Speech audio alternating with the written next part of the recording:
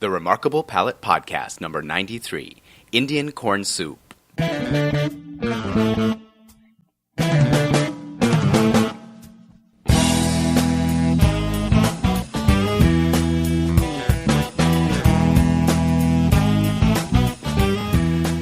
to the ReMARKable Palate Podcast. I'm your host, Chef Mark Tafoya. I'm a personal chef in New York City and also executive chef of The Gilded Fork at www.gildedfork.com. On the program, we celebrate food by exploring the culinary scene of New York City and the world, speaking with chefs, purveyors, farmers, and others who are passionate about what they eat. I recently spent the afternoon with Terry Jones, a member of the Wolf Clan of the Seneca tribe in upstate New York, as he showed me how to prepare traditional Indian corn soup in preparation for a party where he screened his film entitled, What in the Hell is Corn Soup?, and shared this amazing Native American dish with people of all ethnicities. I have a video of Terry preparing the soup and serving it at the party, so look for that soon on the Culinary Podcast Network. But first, Terry shows us how it's made. My name is Terry Jones. I'm a member of the Seneca Nation of Indians in upstate New York. I'm a member of the Wolf Clan. My people are located about 30 miles south of Buffalo, New York. Today we're going to be making your traditional corn soup. So tell us a little bit about the corn soup. Okay. One thing that people always ask us is what's our traditional food? Growing up, we grew up with American food, hot dogs, hamburgers, spaghetti. But on special occasions like holidays, weddings, graduations, we would make traditional Iroquois corn soup. It's a very arduous task. It takes about 10 hours to make. Its ingredients are very basic. It's Iroquois white corn, wood ash, salt pork, kidney beans. Okay, and we're going to make this tonight for an event that's happening in a couple of days. In 2 days, right. Okay, and we'll be actually screening your film. You made a film about corn soup, right? Mm-hmm. I'm also a filmmaker, and one of the things I like doing about being a filmmaker is being able to show contemporary Native American people in either a traditional or modern setting. I thought, since I was able to make Iroquois corn soup, that it'd be a great way to share my culture with non-native people here in New York. And about 6 years ago, I borrowed a friend's camera, was in my little East Village apartment. I videotaped the whole process from beginning to end. It's about 14 minutes long, and I explained the whole process step by step. Okay, so let's talk about the ingredients we have today. The cob that you see there actually contains the Iroquois white corn. When it's time to harvest in the fall, they hang it up to dry, and once it's dry, you're able to take it off the cob. And it looks a lot like our New Mexico pozole that we made, but it's a slightly different. Yes, yeah. Okay. I visited Santa Fe, and I was really surprised that it was almost exact. It was like hominy. Yeah. Yeah. Okay. So here we go. This is the white corn before cleaning. You show it. Mm-hmm. Okay. And then what's the next step? This is a variation, actually, of the corn soup. It's called roast corn soup, and while it's still on the cob, we put it over the fire and roast it. Rather than having to go through the process of boiling it in wood ash, we actually just boil it with salt pork. But I only found out a couple years ago there was actually some history behind the roast corn. Back in the Revolutionary War, when the Senecas, we fought against George Washington during the Revolutionary War, and he said, go burn the Seneca villages, burn them, annihilate them. When we went back to our villages, we were left with fields of burnt corn, and we made corn soup with the burnt corn we had. For me, or for us that are still here, it's actually, when we eat it, it's actually a symbol of our survival, that we're still here. The next one are ashes, and they're ashes that I actually get, my mom mails to me.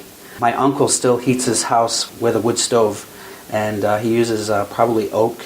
It has to be a hardwood in order to get it to clean the corn. It's unsifted. And yeah, we can see little chunks of particle in there. Mm-hmm. Okay, and then this is a big bowl of the sifted ashes. Exactly. My mom was nice. She mailed me ashes that were already pre-sifted. Now this looks like a lot of ash. What is the process?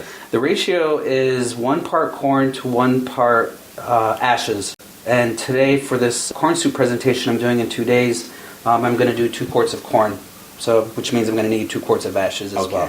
And so the ash is actually boiled in the pot with the corn. Yes. So now at this point, are you doing anything special, or you're just sort of basically mixing them all together? Yeah. You want to watch the water consistency. If it's too watery, it won't clean the corn. If there's not enough water in it, it'll burn on the stove. So the point of the ashes is to clean the corn, as you said. Yeah. Like that's the effect that it has? Because there's when you pop popcorn, there's like the unpopped part of the kernel. That's what this is, what the ashes actually gets rid of. As the corn expands, as it's boiling, it'll start to pull itself away from the hull. But the ashes also give it a certain flavor. Okay. So ashes actually do a lot of chemical function. I mean, I remember reading when I was in school that they made soap out of ashes, right? They would pour water through ashes and they would get lye, and that was what made the active ingredient in soap. So I guess there's some kind of chemical action that's happening in there. Exactly. Some people back home, they might not have ashes readily available, and they'll use actually baker's lye, which is poison, but somehow they rinse it off and it's fine. Okay. So then what happens next? Are you gonna do any rinsing or just add more water? All I'm gonna do is, now I'm gonna put it on the stove. Once it starts boiling, you're gonna have to watch it because it's gonna burn really easily. Okay. So do you just bring it to the boil and then simmer it? No, you bring it to a boil. It has to be a nice hard boil, and you have to watch the consistency of it. So I'm gonna get a saucepan to boil water so that when it gets a little too dry, I can pour boiling water into it, so it doesn't have to reboil again. To keep it moist. And it's gonna have to boil for about 30 minutes. The next step is just watching it boil for a half hour. So for the next half hour, we just have to sit here and watch it boil. Yeah. And then I rinse it. I strain all the ashes, and then I boil it again for another 10 minutes. Okay. And then after that, so the ashes don't stay in the final product? No. Okay. And they might even see the soup beforehand. It gets a little gray color to it, but then when I explain... It takes on the qualities of the ashes, but then the ashes themselves get rinsed away. Exactly. And then the final soup consists of the corn, the beans, and then what's like a liquid? Oh, the salt pork. Okay. You can see just a little bit here, they're starting to turn orange, like towards the center of the hull, like right here. Yeah. Starting to turn orange. And they're going to get even more orange as we go along. So you were explaining a little bit about the action that the ash does. So you're basically boiling it in this hot ash. We can see it's starting to boil, but you say you have to watch it very carefully. And then after it's opened up and it's really cooked itself, then you're going to rinse the ash away. Right, and the hulls will come off. And that's the important part, is that it has to be really hard boil and good ashes. Otherwise, you'll have to pick off every kernel by hand. They should be able to slide off, which we'll see later. I had a corn soup party once, and I actually made both the regular corn soup and I made the roast corn soup. And I invited one of my Oneida friends over, and they lifted up the pot, and they said, "What's in here?" And I said, "Well, I made roast corn soup." And so I went ahead and explained. I said, "Well, we went against George Washington, and he burned our villages." And my Oneida friend said, "Well, we sided with Washington, and I guess he left us alone." So I told them to get out of my house, you're traitors, but I'm just kidding. Well, that actually brings up an interesting point, because I think that many non-Native Americans might have the perspective of the Indian tribes as having been united, either for the revolution or against the revolution, but the truth is they were tribes, right? Meaning that they always had a long history of doing their own thing with their own tribe, and maybe even they had might have even had historical animosities with other tribes. Mm-hmm. The Oneida and also the Senecas, the Mohawks, the Onondagas were all considered the Iroquois. However, we don't really use Iroquois anymore. That's like a European name for us. We like to be called the Haudenosaunee. Haudenosaunee. And what did the Iroquois come from? I guess from the French, Iroquois. Yeah. So even though there are 5 different tribes, we had all been under the, I don't want to call it under the rule, but it was under this law called the Great Law of Peace, which is centuries old. And actually the U.S. Constitution is actually based on some of the principles of how we were able to live in peace. No matter what race or where our nationality is, we're always just products. Now, contemporarily, we're products of history. And it's really up to us to find out where it is that we came from. And even though I'm a Native American or American Indian, in my language it's Ogweawe. And is that the name of your tribe or just of someone who is native? That's the Seneca word for Indian. Okay. For American. Ogweawe. Ogweawe. Ogweawe. Yeah. And like the Mohawks, as I said, we're all very similar. We followed the same. We call it a way of life and not a religion. It's called the Code of Handsome Lake. He was a prophet that was alive in the early 1800s, and we also speak a very similar language. Like I said, Indian in Seneca is Ogweawe, but Indian in Mohawk is Ongwahowe. So it's just a different dialect. So there's similarities, but also distinctions, which make you unique, and you have your own special ways of doing things. Yeah. So corn soup is one of those distinctive Seneca dishes. What are some of the other foods that are traditional? I know, it's funny what you think. Whatever you think traditional might be, it might, like fry bread. I grew up in fry bread, and that's considered traditional, but I don't think it was traditional to our people. It's funny because fry bread. I'm from New Mexico, and that is so traditional to the Pueblo Indians in the Southwest. Mm-hmm. It's just this. It's ubiquitous. It's everywhere, to the point where anywhere in New Mexico you can get fry bread in even Mexican restaurants. Because it's such a common Native American thing that was lent to the culture in the Southwest, and especially at the state fair, you get those booths where they have fried bread. They have long lines waiting for that fried bread. There's something so special about it. Yeah, I mean, for us as well. I mean, I think as Native people, we're always about survival, that we're still here, and I think one big reason why we embrace fry bread so much is that it didn't cost much to make. I think every culture, as a matter of fact, has its own like poor man's bread. All you need is flour and some baking powder and salt and pepper, and you're ready to go. I love that you say that, because I've long held that belief, and they're usually flatbreads. You have tortillas, you have naan, you have pita, you've got injera bread from Ethiopia. You've got so many different kinds of flatbreads that are really important as a daily staple. So there must be that's something, I want someone to write a paper about flatbreads as the common denominator in cultures where they might not have a lot of wealth. Right, I totally agree. And same thing with not just breads, but with corn. I mean, North America has, I boil mine in ashes. I know a Navajo friend, a Dene friend, her father, he pounds it down and then throws it in the air, and then the wispy stuff stays in the air, and the harder stuff he'll grab with a net.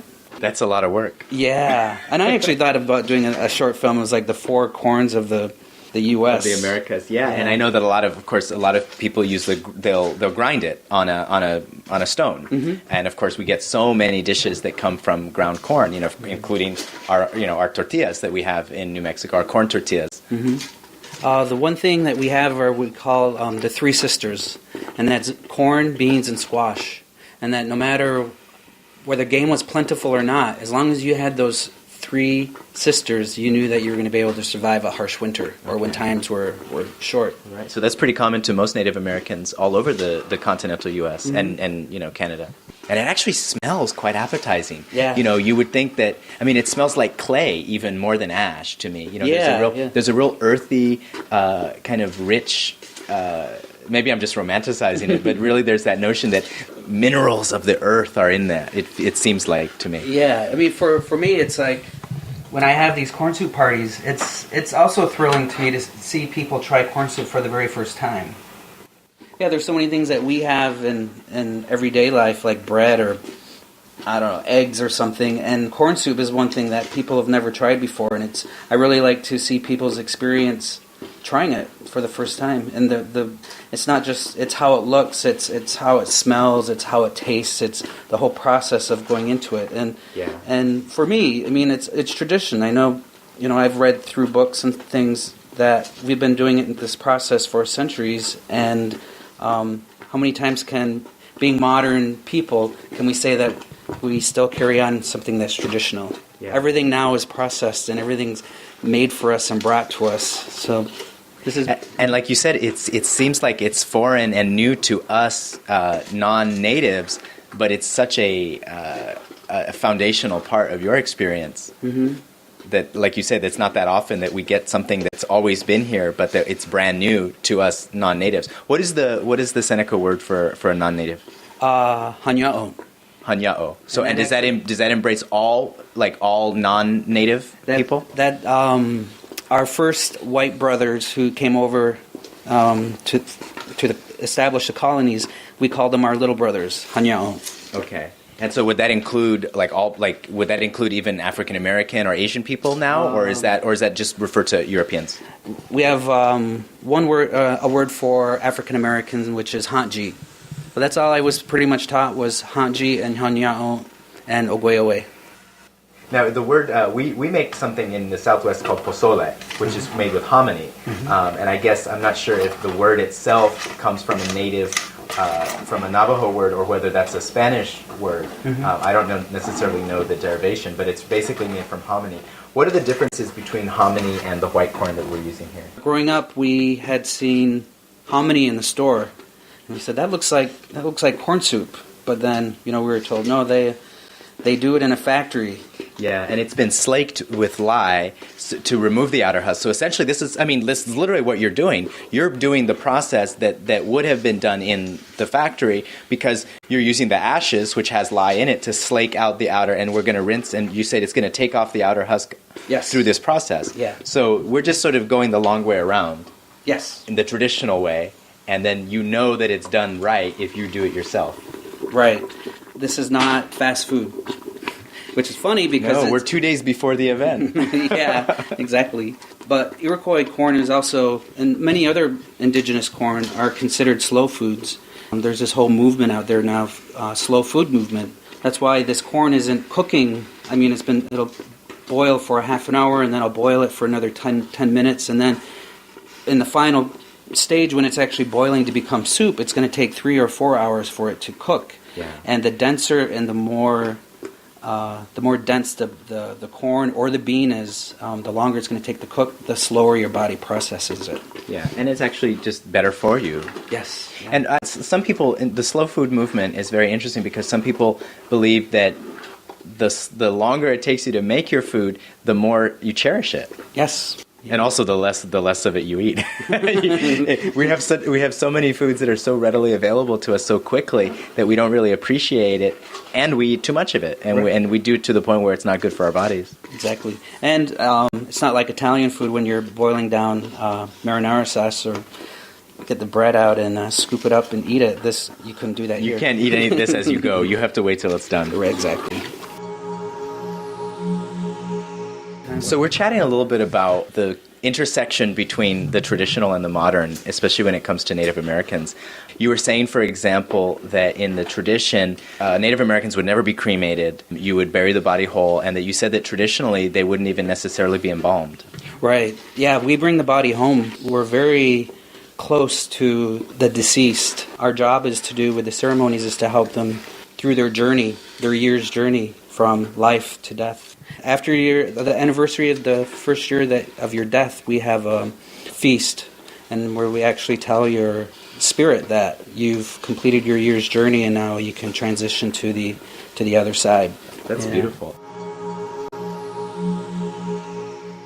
Okay, so now we're at the next step. So you boiled the corn a second time after having rinsed all the ash off, and that boiling helped to loosen a little bit of the hulls, and then we rinsed it. Right, we put it through a stage of rinsing to get the little bit of the black spots off the hull, and then now you've just prepared the salt pork. Tell us about that.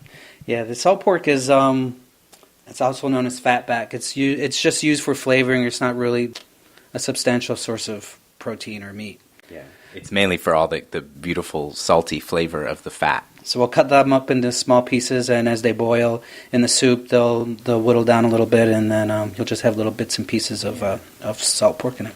And then what is the rest of the process after this point?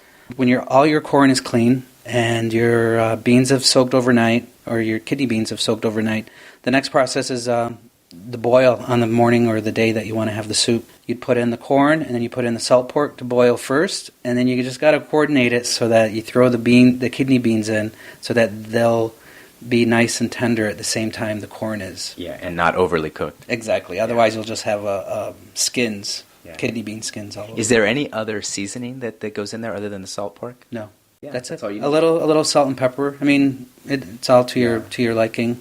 There's really kind of an earthy taste to the corn in the final version. I can imagine that you don't really need a lot of other seasoning. No. I mean, there is a little joke between the Senecas and my Mohawk friends. They're always like, throw in some potatoes and some vegetables, and we'd always say, well, that's not corn soup, that's vegetable soup. But we always laugh at them because they like to add to the recipe, and we're always like purists. We Just keeping it simple. And so now we're going to be experiencing this in a couple of days. Mm-hmm. You're going to have a party with the soup. We're going to see your film, and we'll get to see how and hear people's reactions and how they enjoy the soup. Yeah, that'd be great.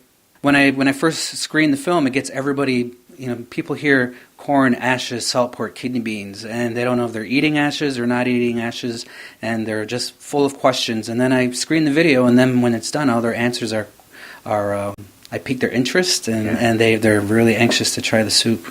So can't wait to eat it myself. Yeah, me too. It'll be good.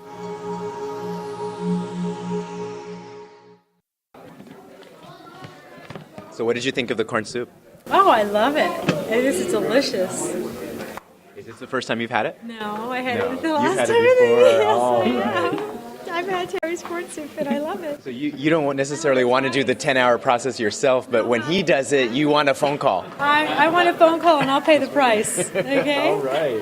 Thank you very much. You're welcome. A little more? That's good. That's good. So Terry, now we're here with the final product, and I saw the whole process from start to finish. We saw the video, and now we have the final product, and it smells so good. There's a real richness from the pork, of course, but I think a lot of that earthiness that went into that, we were talking about that before with the ash and all that. I think you don't taste any ash, obviously, in the soup, but you can taste, it has a feeling of the earth to me.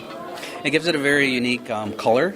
I mean, because even we boiled it in the ash, it's still going to have, there's going to be remnants of it there for the taste, the flavor, and the color of the soup as well. Yeah.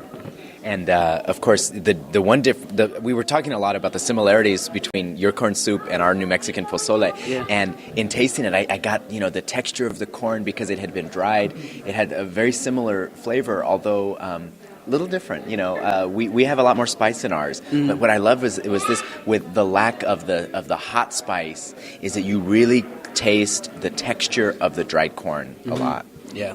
Most of our foods are, I don't want to say they're bland, they're tasteful, but when we try other ones that are spicy, we feel like it covers up the flavor. Okay. But it can enhance it as well. That's what I've learned. Yeah. Other cuisine aside from my own. And it's good that you didn't overly spice it, and you didn't put any salt in it, because the salt pork itself gives it that kind of seasoning. But then your diners get to put a little bit of, if they want salt or if they want some spice in it, they can put it themselves. Yes, yeah. I didn't bring salt and pepper, but I usually put pepper in mine. Yeah, to give it a little kick. And now, when this would be served at home, would you do that, or would you just season it to the liking of the family? You just leave it basic, and then you let them pile on whatever they want. Okay. And actually the soup is usually just an appetizer. Yeah, you have it before you eat your regular dinner. Yeah. Okay, and then we also had the fry bread here. So let's talk a little bit about your fry bread and the process of how it's made. Okay. Very easy. Flour, baking powder, salt and pepper, and milk and water. You just put them together. Yeah. Makes a dough. You flatten them into discs and you put them in the hot oil. Yeah. Back home, usually the women make the fry bread. So I'm still learning. I always say I'm always learning, and I always apologize for my fry bread before I serve it, because other native cultures, they're either really flat, or ours are kind of fluffy and smaller, like a hockey puck. You were telling us some other names for them. Let's hear some of those, because I think they're kind of fun. Oh yeah, sure. Senecas, we call them ghost bread or spook buns, but then I know the Oneida and the Mohawks say scones or hot scones. And when I had a couple of my Oneida and Mohawk friends at my apartment, they said, "Oh, you made hot scones." I'm like, "Where? What?" no idea what scones were. So. Right. That sounds like English. It sounds like we're having tea and crumpets. Yeah, exactly. But no, this is the Indian version. Yeah. And it goes so well. It's so good as a dipping into to get the extra juice from the corn soup. Yeah, that's why the fry bread has to be perfect and spongy to help soak up. Right. And they're back for seconds. Yeah. Well, Terry, thank you so much. This has been such a wonderful experience learning about the whole process of making the corn soup. Thank you for joining us. Yeah, great. My pleasure. And